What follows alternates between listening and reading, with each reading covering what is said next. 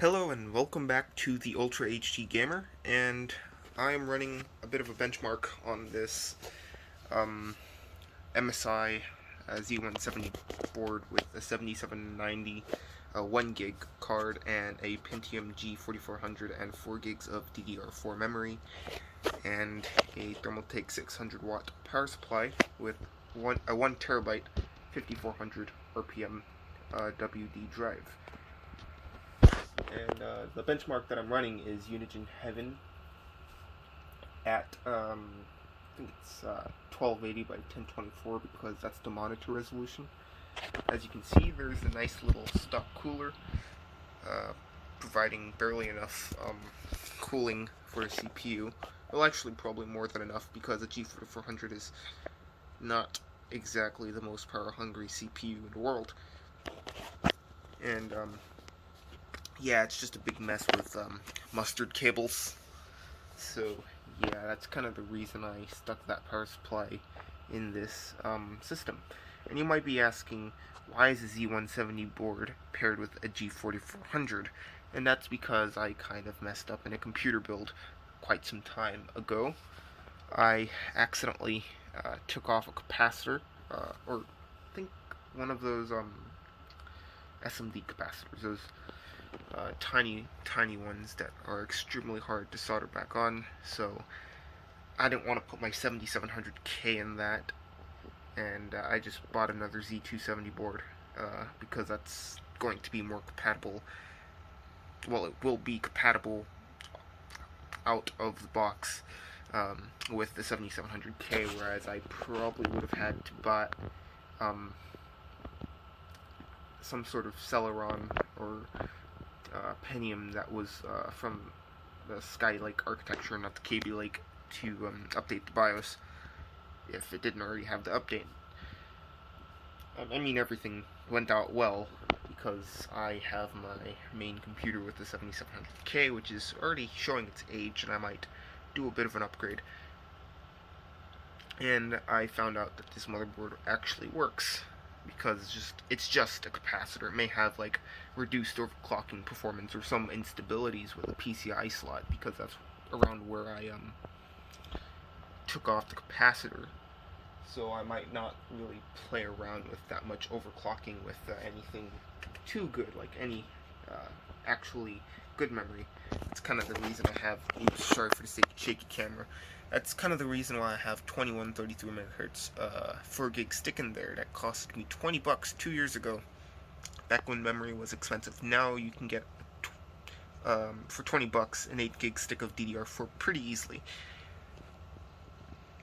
Yeah, this is a nice GPU. It's actually getting a tad toasty from the Unigine Heaven benchmark, but I mean, I kind of put it at the highest settings. Anyway, the CPU is getting toasty too.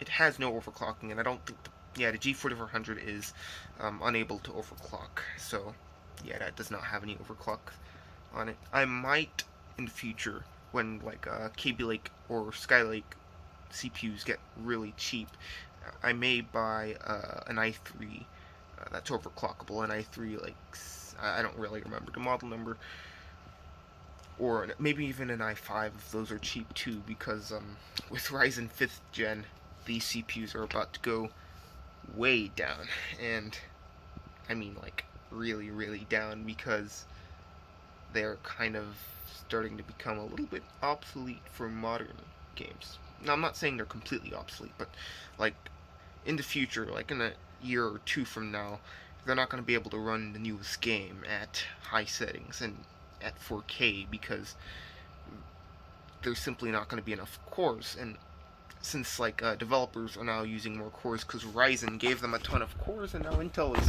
having to catch up with the core count.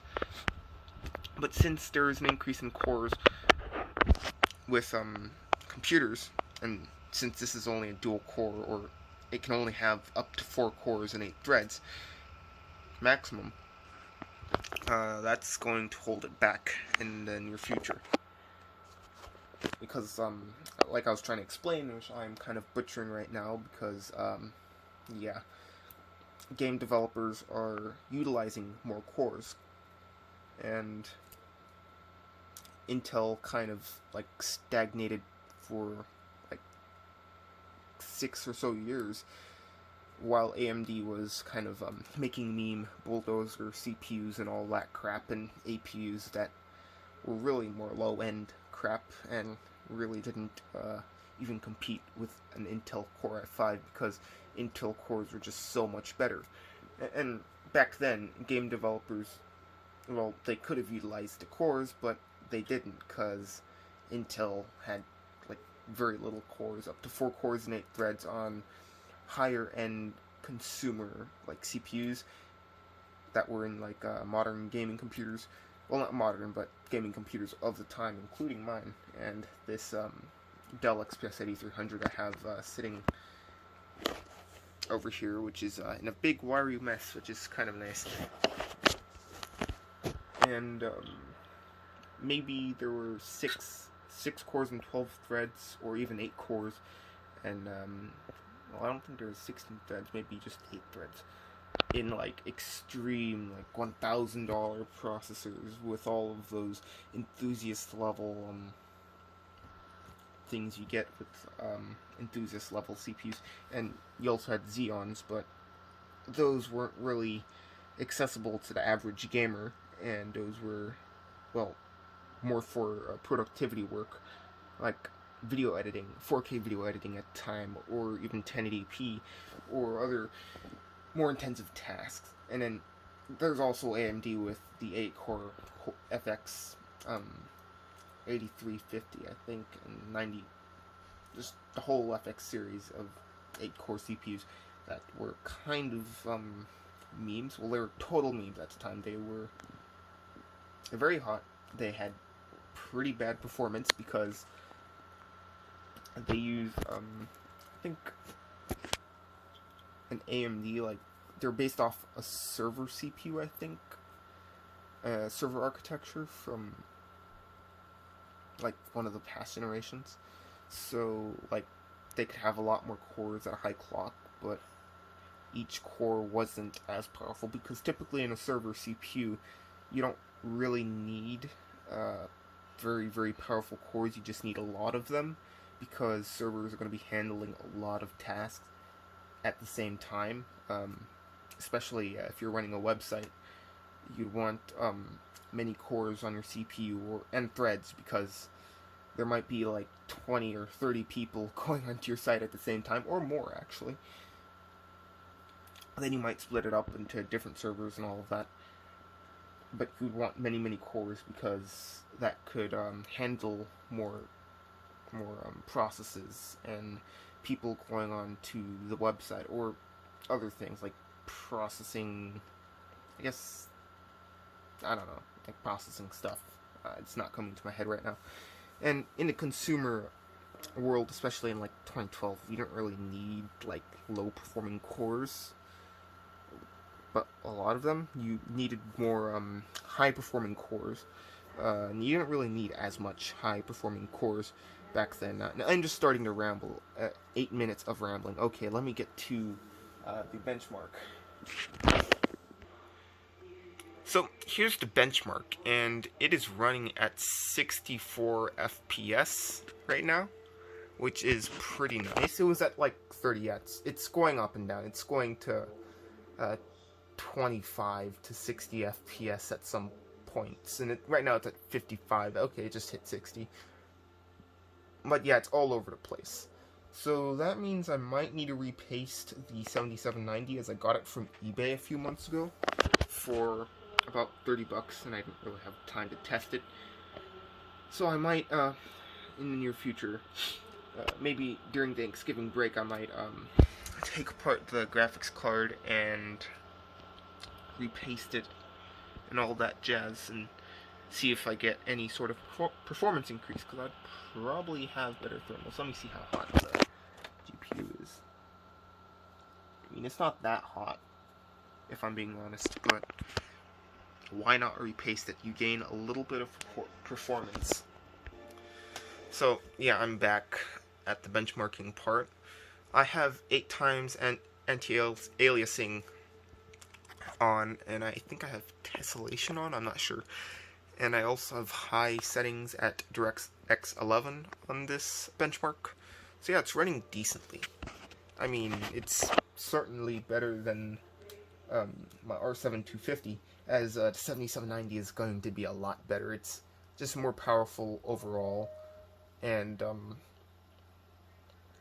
it's a higher end card, although it's a generation older than the R7 250, I think. I'm not sure. They're both still based on the GCN architecture, so yeah, I think GCN. So yeah, that's pretty good. I'm not actually sure. Take that with a grain of salt. Maybe you should Google that, because I mean, it's readily available on Google, actually. Let me see. So actually, the 7790 is a newer architecture. It's GCN 2.0 compared to the R7 250's GCN 1.0 architecture. And the R7 250 has 950 million transistors, and the 7790 has 2 billion transistors. Let me check again.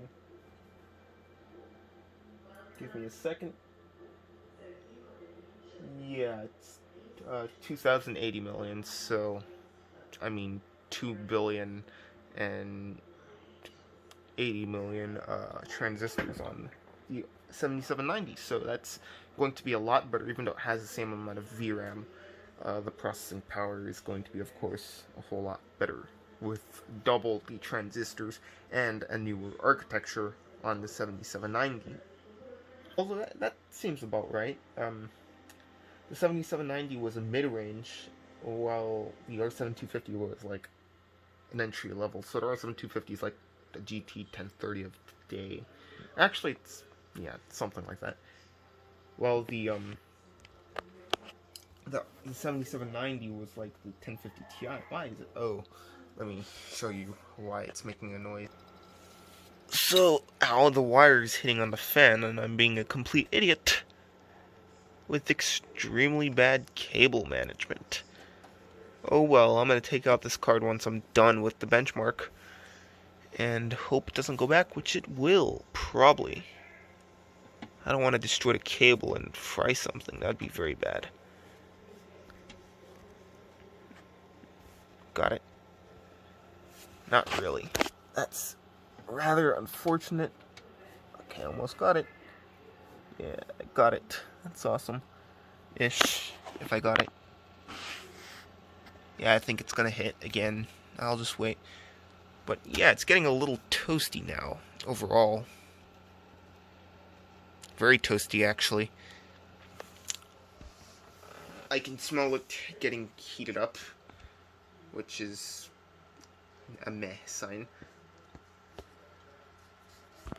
But yeah, this is also an Acer case. It's an Acer, a cheap little Acer case that I just had laying around in 2018, so I built it in 2018 because I had all the parts laying around. Well, actually I didn't. I had to buy the CPU, but I had this power supply laying around because that was originally in my main computer, and I actually got that for free from... I took it out of an old computer to put in my main, and it started to have coil whine, and I felt like it was going to fail, and I was going to upgrade the GPU, so I said, well, not said, but I thought, might as well upgrade the power supply to something newer and higher wattage, because I want to make room for a 1070 Ti, and I made the very, very unintelligent decision of buying a Thermaltake Smart 700 watt power supply, which works, but it's not exactly a great power supply, which I will plan on upgrading very soon because I do not trust it, as it's only a budget 700 watt power supply, and I have it with a decently powerful card that is decently power hungry with a 95 watt CPU, which is a 7700K, and a ton of other stuff that probably takes up 300 to 400 watts. Compared to this, which usually does not have a graphics card inside. Usually I run it with integrated graphics. Actually, I don't really use it at all that much. I haven't had the time, but like when I do, it's usually with the integrated graphics and no discrete GPU. And if I were to put a discrete GPU, I'd put something like this in it, because that's probably the most it could handle. Actually, it could handle like a 1060 maybe, until like bottlenecks because of its dual coreness. So yeah, this power supply, even though it's starting to go bad, is not going to be too stressed out. Here it's kind of having a nice little retirement in this less power-hungry computer. Even now, it's not even having a coil line, which is nice. You can just hear the fans, which is nice, because this power supply is 8 years old. I actually have a lot older power supplies that still work, but I mean, hopefully this one just keeps on working and does not fail on me. Knock on wood. I actually have had decent luck with Thermaltake power supplies, but like I said, I'm not going to waste my money on more Thermaltake power supplies than I already have, which was about $60 overall. Not that much. Because I am a cheap person who looks for sales and buys used stuff sometimes, like this graphics card which was used, and sometimes get stuff for free. Anyway, I made a very long ramble about a random computer and benchmarking it and all of that good stuff. I kind of lied about showing the benchmark in the first part of the video, but I will make sure to put that in the title of the video. Just rambling about this g4400 computer and testing a graphics card. That's just what I'm gonna title this video. And it's very unprofessionally made, so yeah, it's just more for entertainment of people who watch this video, and not really much for the educational purposes I intended it to be for. So yeah, this is the end of my very, very long rambling video, and if you like it, you can like the video. If you don't like it, you can dislike the video, that also works. And if you want to subscribe for more of these rambling random computer videos, you can subscribe for more. I will make more videos in the future. Thanks for watching, and bye.